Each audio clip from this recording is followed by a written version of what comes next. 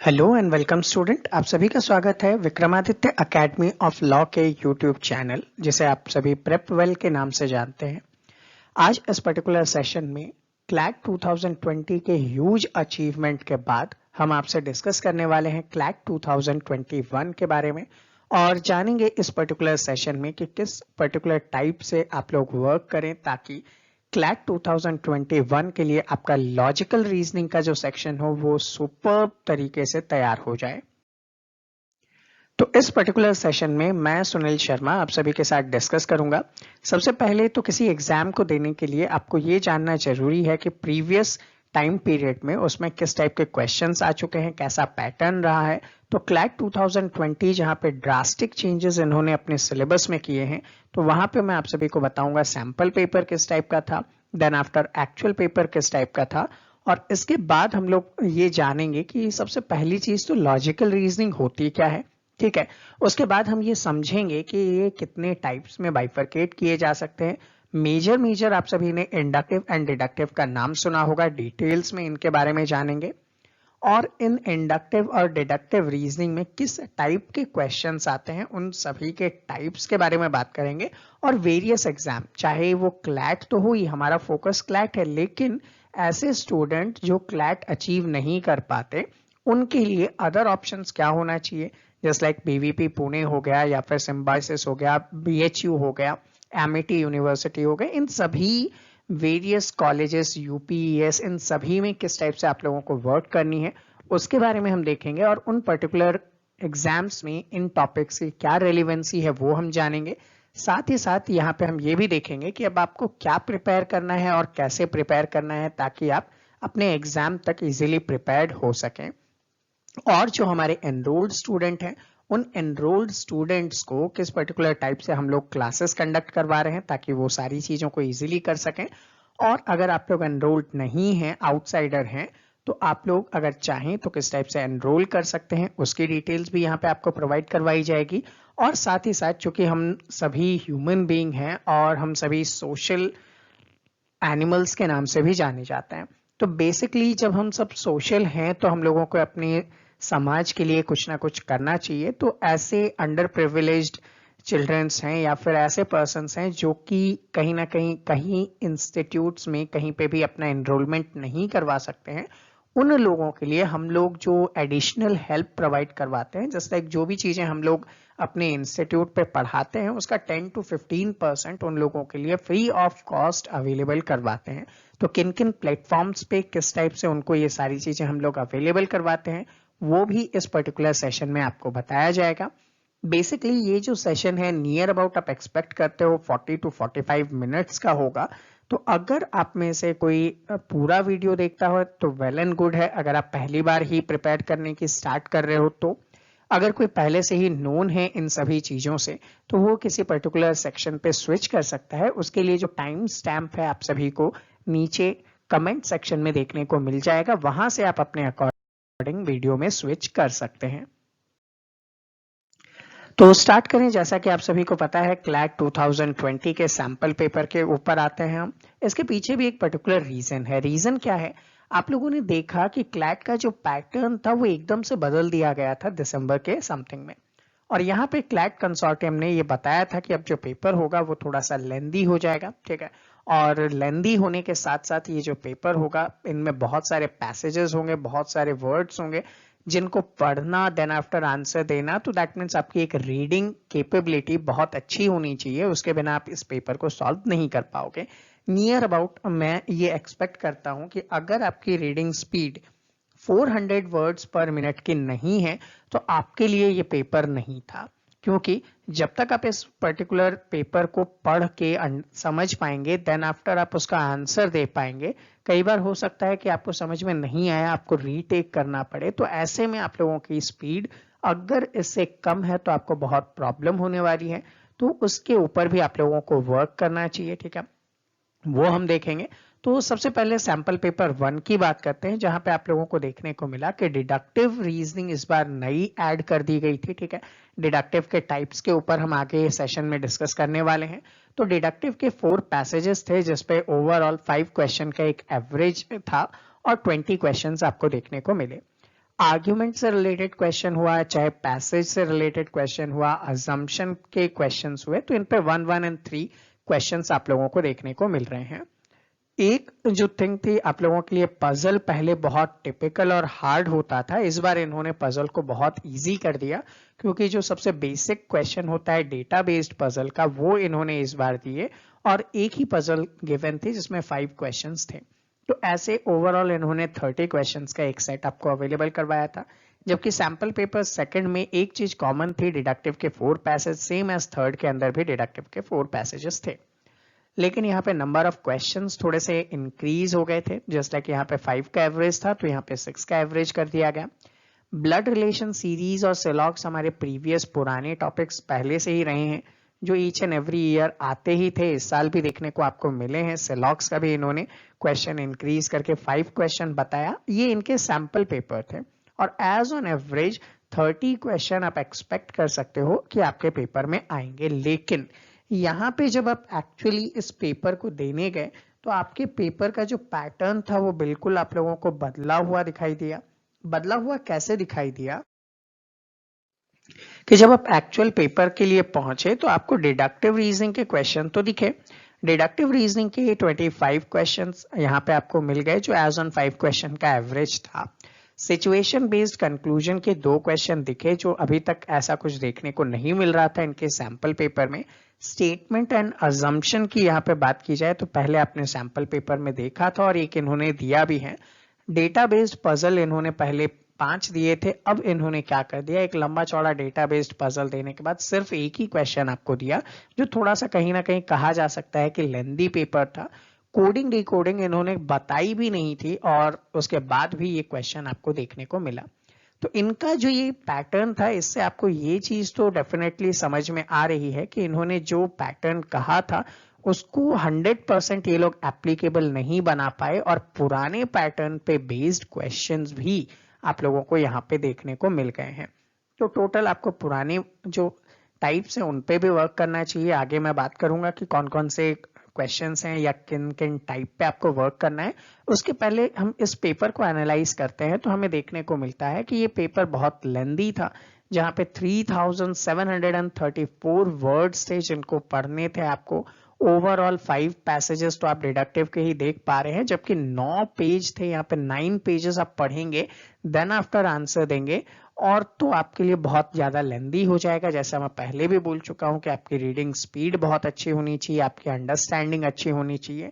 ये तो बिल्कुल एक अच्छी बात ये थी कि जब कभी हम बात करते हैं एक्चुअल पेपर की, तो हम लोगों ने ये आइडिया पहले से ही लगा लिया था कि जो डिडक्टिव बेस्ड क्वेश्चंस होंगे वो आपके आ जाएंगे करंट बेस्ड। तो देखो यहाँ पे करंट बेस्ड क्वेश्चन आए भी थे। एक क्वेश्चन आप लोगों को जर्नलिज्म पे देखने को मिला था, जिसमें 5 क्वेश्चंस थे, मतलब एक पैसेज था। सेकंड थिंग आप लोग यहाँ पे देख पा रहे थे, जो एंटी अल्कोहल कैंपेन था उसके ऊपर, ठीक है, मिकेल से रिलेटेड था, मिकेल गोर्बाचेव, ठीक है, उनके जो एंटी अल्कोहल कैंपेन था, ठीक है, उसके ऊपर आपको एक क्वेश्चन यहाँ पे देखने को मिला, ठीक है। उसी के बाद अगर हम लोग बात करें तो एक पैसेज आपके पास था पैंडेमिक से रिलेटेड, जो हम लोगों ने कोविड के साथ साथ पढ़ा ही है। इसको इन्होंने रिलेट कर दिया था सीबीएसई के एग्जाम्स के साथ, ठीक है। और फिर इन्होंने एक पैसेज कोविड के ऊपर भी दिया था, ठीक है, कोविड और कोविड से रिलेटेड जो वर्क फ्रॉम होम था उस थीम पे भी एक क्वेश्चन आपको देखने को मिलता है, ठीक है। और यहाँ पे मैं बता दूं कि आपको YouTube पे कोविड पर जितने भी लोगों ने कुछ भी पढ़ाया था वो मतलब ठीक है, उन्होंने अपनी तरफ से मेहनत की, लेकिन मैं भी आपको ये बताना चाहूंगा कि मैं WHO से सर्टिफाइड हूँ। मैंने वहाँ पे एक पर्टिकुलर कोर्स अवेलेबल किया, देन आफ्टर मैंने आप लोगों को ये सारी इंफॉर्मेशन प्रोवाइड की थी। तो आप अगर हमारे चैनल पे उसे भी देखते हैं तो कोविड तो आपके लिए 2021 में भी इम्पोर्टेंट रहने वाला है, तो इस टॉपिक को आप लोग पहले ही वहां पे जाके पढ़ सकते हैं, ठीक है। और आपको ये पता भी चल जाएगा कि इसमें से क्वेश्चन 2020 में पूछे गए थे, ठीक है। उसके बाद एक पैसेज जो था वो पैसेज आप लोगों को करवाया गया था, जो आपके पर्टिकुलर एजुकेशन सिस्टम के ऊपर था, ठीक है। इस एजुकेशन सिस्टम के ऊपर क्वेश्चन पूछे गए थे, जो कि लॉकडाउन को भी रिलेट करता था कि लॉकडाउन में किस टाइप से एजुकेशन सिस्टम हैम्पर होता है, और ये लॉकडाउन किससे रिलेटेड था। कोविड से रिलेटेड था, ठीक है।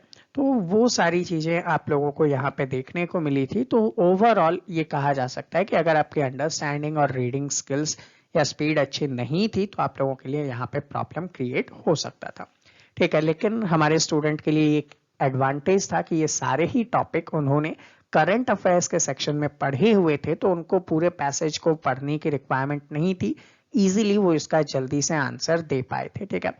तो यहाँ पे मैं ये कहना चाहूंगा कि आपको प्रीवियस पेपर का पैटर्न पता होना चाहिए ताकि जब कभी भी आप फर्दर स्टडीज करें उसके बारे में। अब यहाँ पे आपके मन में एक डाउट आता है ऐसे स्टूडेंट के लिए जो जस्ट अभी प्रिपरेशन स्टार्ट कर रहे हैं, नेक्स्ट ईयर प्लान किया है 2021 के अंदर, तो आपके पास अभी लमसम ये कहा जाए कि 8 to 10 मंथ अवेलेबल हैं जब मैं ये रिकॉर्ड कर रहा हूँ। तो इस पर्टिकुलर टाइम पे आप ये जानना चाहेंगे कि भैया लॉजिकल रीजनिंग क्या होती है। तो सबसे पहली चीज कि रीजनिंग क्या होती है, जहां पे आपको कोई पर्टिकुलर एक ट्रिक गिवन हो, आपको उसकी मेंटेलिटी को अंडरस्टैंड करना है, देन आफ्टर आप उसी मेंटेलिटी पे आंसर देंगे, दैट इज इंडक्टिव रीजनिंग, ठीक है। सेकंड थिंग, यहाँ पे आप लोगों को एक पर्टिकुलर सिचुएशन दे दिया जाए और उस सिचुएशन बेस्ड आपको अपनी अंडरस्टैंडिंग के अकॉर्डिंग एक आंसर चूज करना हो, दैट इज डिडक्टिव रीजनिंग। तो इंडक्टिव रीजनिंग आप ये कह सकते हैं कि डायरेक्टली आपके पास गिवन होता है। फॉर एन एग्जाम्पल अगर मैं कहूँ कि यहाँ पे एक पैटर्न गिवन है, ठीक है, इस पैटर्न में गिवन था कि भैया ए है, बी है, सी है, नेक्स्ट टर्म आपको बताना है। तो आपने ये जनरली अप्लाई कर लिया कि नेक्स्ट अल्फाबेट, तो आगे भी मैं क्या करूं, नेक्स्ट अल्फाबेट को अप्लाई करूं और डी आंसर दे दूं। This is called inductive reasoning, ठीक है। इंडक्टिव रीजनिंग को हम फर्दर दो पर्टिकुलर पार्ट्स में बाइफरकेट करते हैं। First one is verbal reasoning and second one is non verbal reasoning. दोनों में एक डिफरेंस होता है कि जो नॉन वर्बल रीजनिंग है वहां पे डायग्राम्स आप लोगों को देखने को मिलते हैं, और क्लैट ने अपनी वेबसाइट पे ऑलरेडी कह रखा है कि नॉन वर्बल रीजनिंग हम नहीं पूछेंगे, तो इसके ऊपर आपको फर्दर वर्क भी नहीं करना है, ठीक है। वर्बल रीजनिंग के टॉपिक्स हम अगले स्लाइड्स में देखने वाले हैं। डिडक्टिव के बारे में समझ लेते हैं, जहां पे जो असर्शन रीजन हुआ करते थे, स्टेटमेंट, अजम्पशन, आर्ग्यूमेंट, ये सारे टॉपिक आपके एक सिचुएशन बेस्ड हुआ करते थे, जबकि करंट अफेयर्स पे बेस्ड जब आपको लंबे पैसेज दे दिए जा सकते हैं, वो भी डिडक्टिव रीजनिंग का ही एक पर्टिकुलर पार्ट है। अब जैसा कि मैंने आपको बताया कि पर्टिकुलर टॉपिक्स इंडक्टिव रीजनिंग में क्या क्या है, तो देखो क्लैट कंसोर्टियम के जो सैंपल पेपर अवेलेबल थे या फिर जो उनके इंफॉर्मेशन अवेलेबल थी, उसके अकॉर्डिंग इंडक्टिव रीजनिंग में आपको सिर्फ लिमिटेड टॉपिक्स कवर करने हैं। ये डायरेक्टली उनके कहीं भी स्टैंड नहीं है, लेकिन जैसा सैंपल पेपर आपने स्टडी किया, जैसा आपने एक्चुअल पेपर स्टडी किया, आप ये चीज तो समझ पा रहे हैं कि आपको एटलीस्ट ये पर्टिकुलर पार्ट या ये पर्टिकुलर टॉपिक जो है वो तो कर ही लेने चाहिए, जिनके ऊपर मैं स्टार बना रहा हूँ, चाहे वो कोडिंग डिकोडिंग हो, ब्लड रिलेशन हो, डिस्टेंस डायरेक्शन, सिलॉग्स हो, प्रॉब्लम सॉल्विंग और पजल हो, ठीक है, या फिर सेटिंग अरेंजमेंट हो। ये तो आपको कर लेने चाहिए क्लैट पर्सपेक्टिव से। अब आप अदर एग्जामिनेशन देते हैं, जस्ट लाइक आपके माइंड में हो कि आप लोग BHU का एग्जामिनेशन दोगे, ठीक है, आप लोग सिम्बोयसिस का एग्जामिनेशन दोगे, आप लोग यहाँ पे ये कर सकते हो कि UPES का एग्जामिनेशन दे दो, ठीक है, या फिर BVP का एग्जामिनेशन। ऐसे बहुत सारे एग्जामिनेशन हैं जो अदर देन क्लैट भी आप लीगल फील्ड में जा सकते हैं। तो यहाँ पे NLU के अदर देन ऑप्शंस हैं। इनके जो पेपर पैटर्न है ये अभी भी पुराने पेपर पैटर्न पे फॉलो कर रहे हैं, और अगर आप इन पैटर्न के ऊपर एग्जामिनेशन देना चाहते हैं तो आप लोगों को ये जो पर्टिकुलर सेक्शन है, मैं इक्वल मार्क कर रहा हूं, ये आप लोगों को एटलीस्ट कर लेनी चाहिए, ठीक है। तो इससे आप लोगों के लिए थोड़ा सा इजी हो जाएगा ताकि आप लोग किसी काम को कर सको, ठीक है। तो आप NLU के लिए वर्क कर रहे हैं, वेल एंड गुड है, लेकिन आपके पास एक बैकअप ऑप्शन होना चाहिए, और ये बैकअप ऑप्शन के लिए ही मैं आप लोगों को बता रहा हूं, ठीक है। अब बची हुई बात की कोडेड इनइक्वालिटी है, तो ये बेसिकली बैंकिंग के क्वेश्चन पेपर में देखने को मिलता है, तो आप इसे अवॉइड कर सकते हैं। इनपुट आउटपुट भी जो है बैंकिंग के क्वेश्चन में देखने को मिलता है, साथ ही साथ ये SSC के अंदर भी देखने को मिलता है, तो इनको अगर आप लोग अवॉइड करेंगे तो आपके लिए कोई दिक्कत नहीं होने वाली, ठीक है। तो ये काम आप लोग कर सकते हैं। अब जैसा कि डिडक्टिव रीजनिंग की बात आ रही है, तो डिडक्टिव रीजनिंग में आप लोगों को एक पर्टिकुलर सिचुएशन दिया जाता है, और उस सिचुएशन बेस्ड आपको बताना होता है कि भैया क्या उसके आर्ग्यूमेंट्स हैं, ठीक है, या फिर उसका अजम्पशन क्या है, उसने क्या कंक्लूजन ड्रॉ किया है, ये सारी चीजें आपको यहाँ पे पूछी जा सकती है। तो दो टाइप होते हैं जिनसे आप इनको सॉल्व कर सको और आप इनको स्टार्ट कर सको। तो अगर मैं बात कर रहा हूँ इनको सॉल्व करने की या स्टार्ट करने की, तो आप लोग जो लीनियर क्वेश्चंस होते हैं उनसे पहले स्टार्ट कीजिए, क्योंकि ये जो लीनियर क्वेश्चन होते हैं ये आपके लिए पर्टिकुलर एक स्टेप वाइज इजी होता है स्टार्ट करने के लिए। लेकिन जो लेटेस्ट पैटर्न है उसके बारे में मैं बता दूं, तो अभी का पैटर्न है करंट अफेयर्स पे बेस्ड डिडक्टिव रीजनिंग, जहां पे आपके करंट अफेयर्स के जो टॉपिक्स हैं, ठीक है, उन टॉपिक्स के ऊपर आपको ये पूछा जा सकता है कि भैया इसका क्या अजम्पशन होगा, या इसके क्या आर्ग्यूमेंट हैं, इसके कंक्लूजन क्या निकाले जा सकते हैं। तो ऐसे क्वेश्चंस के लिए सबसे पहले आपको इन क्वेश्चंस की प्रैक्टिस होनी चाहिए, और आपको जो आपका करंट अफेयर्स हैं उनकी प्रैक्टिस होनी चाहिए, ठीक है। जब तक आपके करंट अफेयर्स की प्रैक्टिस नहीं है, जब तक आप बेस लॉजिकल रीजनिंग सॉल्व करना नहीं जानते हैं, आपके लिए सॉल्व करना बिल्कुल भी एक डिफरेंट अप्रोच हो जाएगा अगर आप डायरेक्टली नए पैटर्न के डिडक्टिव रीजनिंग पे आते हैं। तो यहाँ पे साथ ही साथ मैं ये भी कह सकता हूँ कि आप लोग जो जी मैट के क्वेश्चन हैं वो सॉल्व करें, आप लोग जो एल सैट के प्रीवियस ईयर क्वेश्चंस हैं वो भी सॉल्व करें। हमारे चैनल पे ये अवेलेबल है आप लोगों के लिए रिकॉर्डेड फॉर्मेट में, वो भी आप देख सकते हैं। बहुत सारे इंस्टीट्यूट ओनर्स एंड यूट्यूबर्स ने आप लोगों को कहा था कि भैया जी मैट और एल सैट के क्वेश्चन पेपर को सॉल्व नहीं करना है आपको, लेकिन जब आपने एक्चुअली एग्जाम पेपर देखा तो आपने पाया कि कुछ क्वेश्चन रिपीट हुए थे सेम एज पैटर्न पे, तो वो क्वेश्चन करना आप लोगों के लिए बिल्कुल बेनिफिशियरी था, ठीक है। हम आपको वही चीज सजेस्ट करते हैं जो आपके लिए बेनिफिशियल हो, ठीक है। तो आप इसको कीजिए, आपके लिए इजीली ये काम हो जाएगा।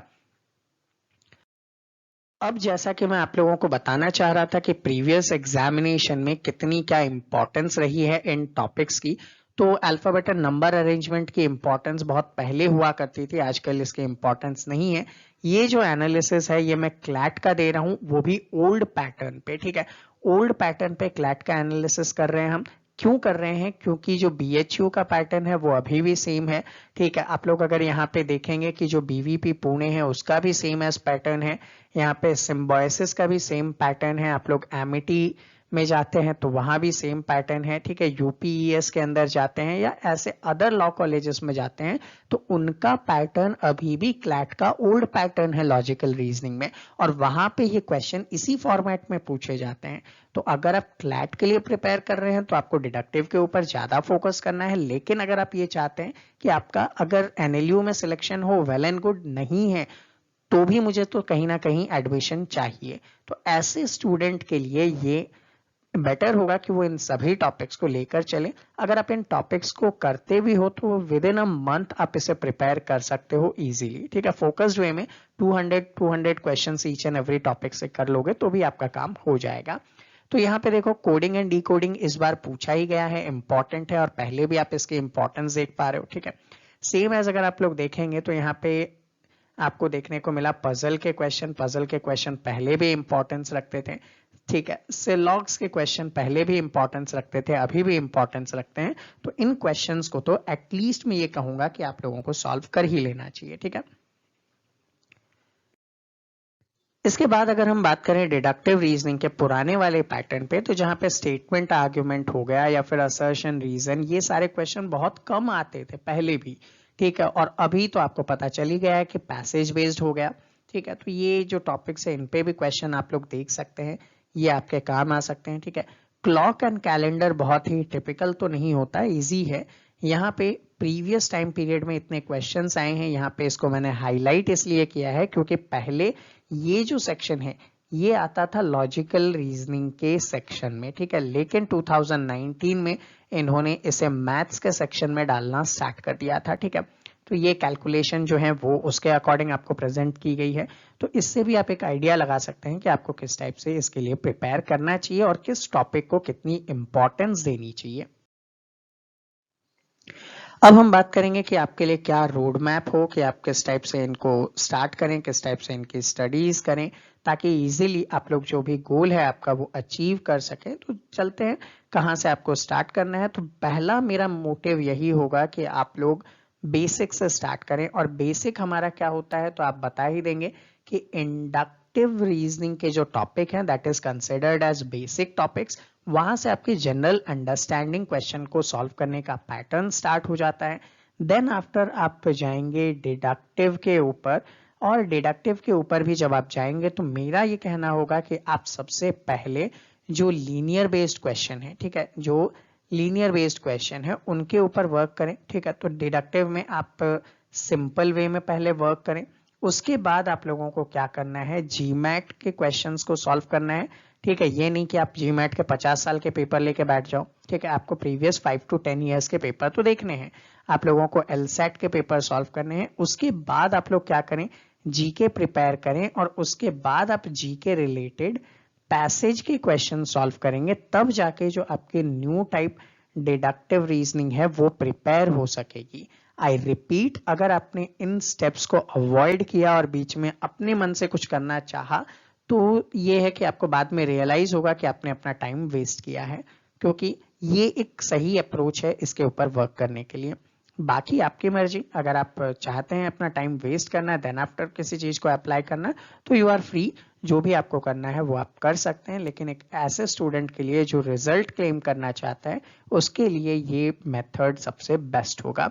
अब यहाँ पे जीके की भी अगर मैं बात करूं, तो जीके में जो थीम्स हैं, जो टॉपिक्स हैं, उनके बारे में मैंने आपको जीके के सेक्शन में डिस्कस किया है, तो आप उस पर्टिकुलर वीडियो को भी देख सकते हैं। उससे आपको पता चल जाएगा कि जीके में भी क्या क्या इंपॉर्टेंस आपके लिए है। अब जैसा कि आप लोगों को पता है कि भैया ह्यूमंस आर सोशल बीइंग्स, ठीक है, हम एक सोसाइटी के अंदर रहते हैं, तो सोसाइटी के लिए हमारी रिस्पॉन्सिबिलिटी भी है, और उसी रिस्पॉन्सिबिलिटी को प्ले करते हुए हम लोग अपने स्टडी मटेरियल का 10 to 15% आप लोगों के लिए अवेलेबल करवाते हैं, जो कहीं भी किसी कोचिंग इंस्टीट्यूट को ज्वाइन नहीं कर सकते, या फिर ज्वाइन कर भी लिया है लेकिन वो वहां से सेटिस्फाइड नहीं है, अदर अंडरस्टैंडिंग के लिए उन्हें कहीं पे भी विजिट करना है, तो उससे अच्छा आप यहाँ पे विजिट कर सकते हैं।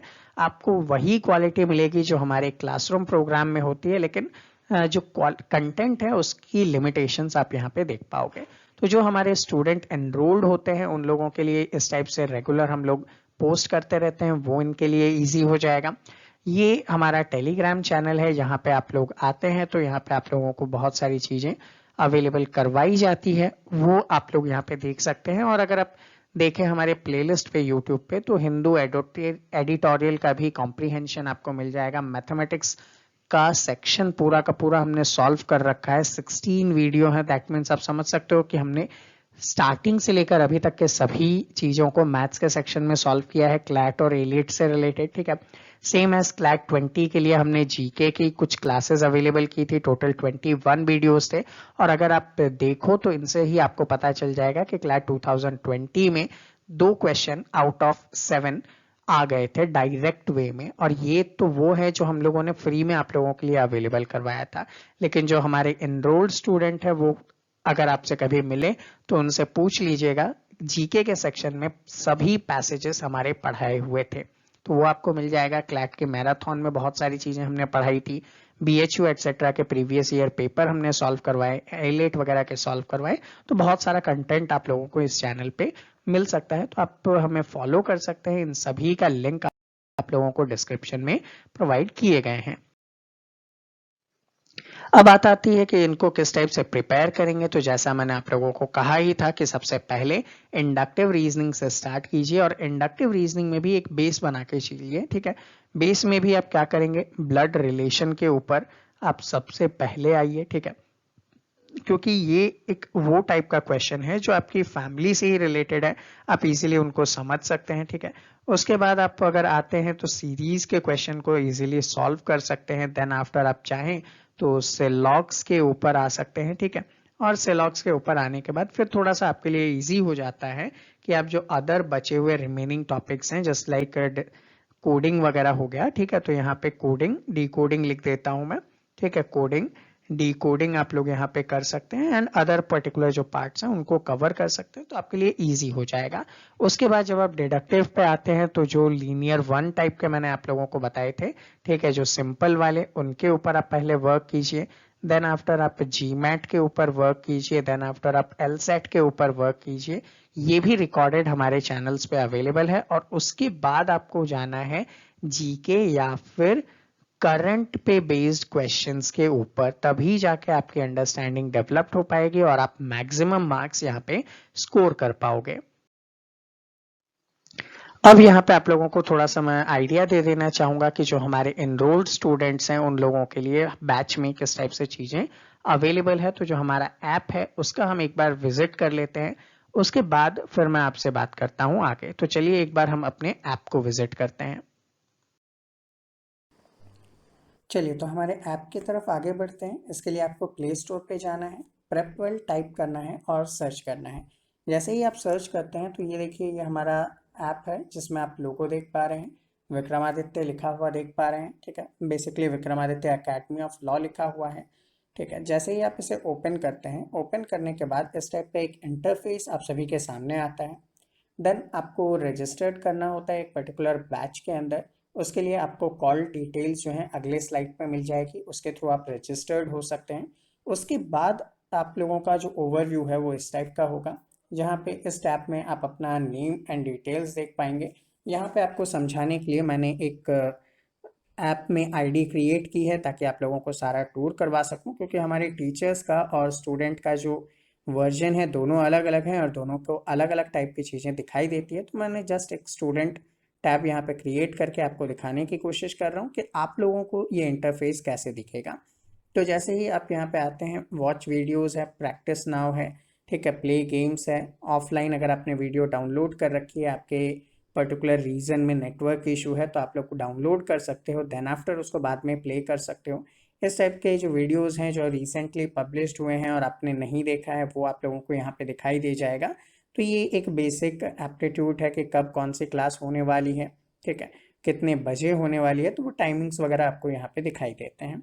जैसे ही आप बैचेस के अंदर जाते हैं तो यहाँ पे मैंने 2 बैच में खुद को एनरोल किया है ताकि आपको बता सकूं। एक बैच में चलता हूँ मैं करंट बेस्ड लॉजिकल रीजनिंग के बैच पे। तो यहाँ पे हम लोग जब देखेंगे तो ये इस टाइप का एक ओवरव्यू आएगा, बैच कब से स्टार्ट हुआ है वो डेट हो जाएगी आपको। ठीक है, आपने अगर टेस्ट वगैरह दिए हैं तो आपके स्कोर कार्ड, आपके यहाँ पे रैंकिंग एंड पॉइंट्स भी यहाँ पे आपको शो करेगा। क्लासेस की टाइमिंग क्या क्या है वो भी आप लोगों को यहाँ पे शो करने वाला है। अटेंडेंस सेक्शन में जब आप क्लास अटेंड करते हैं तो आपको वो भी दिखाई देता है।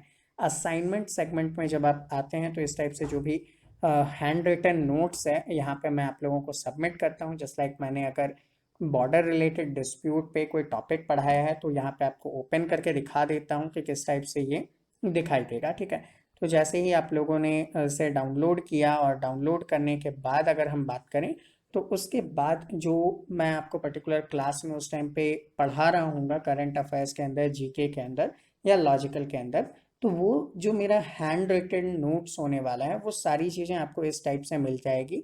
देखो ये उसका पर्टिकुलर पीडीएफ है जहाँ पे एक्सप्लेन करने के लिए मैंने जो भी चीज़ें नोट डाउन की हैं, ये सारी इंपॉर्टेंट थिंग्स आप लोगों को यहाँ पे मिलने वाली है। तो इस टाइप से हम हैंड रिटन नोट्स भी आपको प्रोवाइड करवाते हैं। ये आप देख पा रहे हैं कि किस टाइप से हमने गिलगिट बाल्टिस्तान इशू को मैंने आप लोगों को पढ़ाया था। इसका एक सेशन जो है वो आप लोगों के लिए मैंने यूट्यूब पे भी फ्रीली अवेलेबल किया है, तो वो भी आप चाहें तो देख सकते हैं। तो ये चीज़ें आप लोगों को यहाँ पे मिल जाएगी। अनाउंसमेंट अगर मुझे कुछ करना हो, आपको बताना हो कि क्लासेस की टाइमिंग्स वगैरह चेंज हो गई, तो बेसिकली मैं व्हाट्सएप ग्रुप पे ही आप लोगों को बता देता हूँ, यहाँ पे भी अपलोड कर सकते हैं हम। टेस्ट पेपर है, जब कभी भी आपके लिए टेस्ट या मॉक हम कंडक्ट करते हैं तो हम आपको पहले डेट बताते हैं कि ये इस दिन अवेलेबल है, आपको उस दिन वो टेस्ट वगैरह कंडक्ट करने हैं। वीडियो जो रिकॉर्डेड फॉर्मेट्स में आप लोगों के लिए अवेलेबल है, जो अब वो देख पाएंगे आप लोग इजीली अपने अकॉर्डिंग कभी भी। तो यहाँ पे जब आप लॉजिकल रीजनिंग पे वर्क कर रहे हैं तो जैसे कि एक आइडिया दे देता हूँ कि आपने 1 2 3 4 ये सिक्वेंशियल ऑर्डर है। आपने सबसे पहले सिक्वेंशियल ऑर्डर में ब्लड रिलेशन के टॉपिक को ओपन करना है। आपने यहाँ पे इंट्रोडक्शन सेशन देखा जो कि 29 मिनट समथिंग का है, आपको पूरा कॉन्सेप्ट यहाँ पे समझ में आ जाएगा। देन आफ्टर जो हमारी बुक है आप लोगों को हमने प्रोवाइड करवाई है, वहाँ पे कुछ सेक्शन में जस्ट लाइक 25 क्वेश्चंस में मैंने अलग अलग टाइप के क्वेश्चंस करवाए हैं। तो वो 25 क्वेश्चन आप टाइमर लगा के अपने यहाँ पे सॉल्व कीजिए। देन आफ्टर उसके आंसर्स चेक कीजिए और आंसर्स चेक करने के बाद आप यहाँ पे चेक कर पाओगे कि भैया ये आपका मेथड क्या था, किस मेथड से आपको सॉल्व करना चाहिए, कैसे आपके मार्क्स यहाँ पे इंक्रीज हो सकते हैं। तो वो सारी चीज़ें यहाँ पे आपको वेरियस टॉपिक्स के ऊपर ऐसे देखने को मिल जाएंगे। ठीक है, सेम एज बहुत सारी चीज़ें हम लोग क्लास के अंदर भी डिस्कस करते हैं, क्योंकि आपको पता है डिडक्टिव रीजनिंग के जो टॉपिक्स हैं वो डिडक्टिव रीजनिंग अब आपके लिए हो गया है करंट बेस्ड। तो यहाँ पे करंट अफेयर्स की भी बहुत सारी चीज़ें हैं जो आप लोगों को देखने को मिलेगा, चाहे वो कोविड हो, साइंस एंड टेक में हो, या जितनी भी रेलिवेंट क्लासेस होती है। हम लोग जब लाइव क्लास लेते हैं तो वो सारा लाइव क्लास आप लोगों को यहाँ पे मिलने वाला है, ठीक है। इसके बाद जो स्टडी मटेरियल है ऑनलाइन बैच के बच्चों को हम लोग यहाँ पे अवेलेबल करवा सकते हैं, लेकिन हम लोग हार्ड कॉपी देना ज़्यादा प्रेफर करते हैं क्योंकि बच्चा उसके फ्रेंडली होता है। तो वो चीज़ें भी आप लोग यहाँ से ले सकते हैं। तो बेसिकली इस टाइप से बैच अरेंजमेंट होता है। अब आप लोगों को अगर कोई भी क्वेरी या डाउट है तो आप इस टाइप से क्या कर सकते हैं, इन पर्टिकुलर बैच के अंदर अपने क्वेरीज वगैरह पोस्ट कर सकते हो, आपको उसका भी हम लोग रिप्लाई दे देते हैं।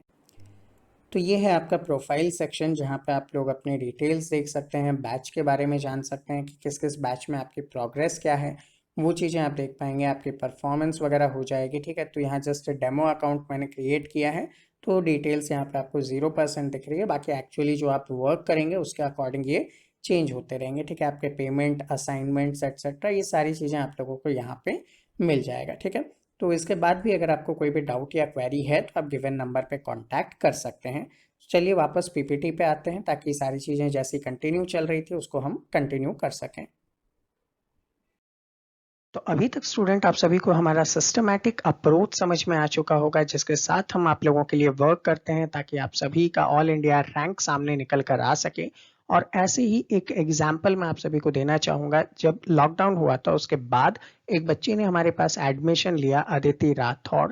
इन्होंने जस्ट 73 डेज के अंदर हमारे सिस्टमैटिक अप्रोच को फॉलो करते हुए निर्मा यूनिवर्सिटी क्रैक किया है, जो अपने आप में एक बड़ा अचीवमेंट होता है जस्ट इन 73 डेज। इसके अलावा जो हमारे अदर प्रोग्राम्स में इनरोल्ड बच्चे थे उनका एनएलयू में सिलेक्शंस हुए हैं, और ये सिलेक्शंस एंड इनका रिजल्ट आप लोग हमारे चैनल में जाकर देख सकते हैं। इसी के साथ साथ आप लोगों को भी सिस्टमैटिक अप्रोच से स्टडीज करनी चाहिए, और उसके लिए हमारे पास ये डिफरेंट ऑप्शंस अवेलेबल हैं, जिनमें 1 year program, 2 year program, droppers batch और डिस्टेंस लर्निंग प्रोग्राम अवेलेबल है। इनमें से किसी के बारे में भी जानकारी अगर आपको लेनी है, या फिर इनमें से किसी में भी आपको इनरोल्ड होना है, या अदर कोई भी डाउट्स या क्वेरीज हैं, तो आप इस गिवन नंबर पे व्हाट्सएप करके सारी इंफॉर्मेशन ले सकते हैं।